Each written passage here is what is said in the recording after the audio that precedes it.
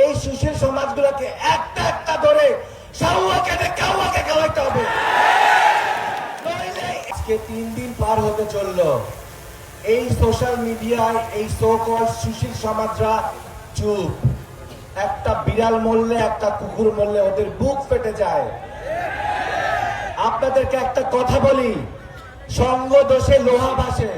আপনারা আমাকে দেখে অভ্যস্ত, কিন্তু শুনে অভ্যস্ত না। এই সুশীল সমাজগুলোকে একটা একটা ধরে খাওয়াইতে হবে, নইলে এই সমাজ শেষ হয়ে যাবে।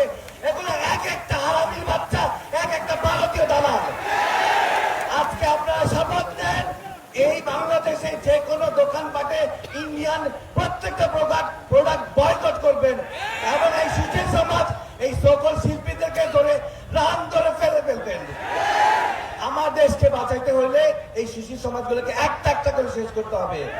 আমি তখন থেকে বলে আসতেছি, এখনো বলতেছি, এই দেশকে সেই 54 বছর ধরে বেঁচে আসতেছে এই মাঝধারী এই সুশীল সমাজ, এই লেখক, এই শিল্পী, এই গায়ক।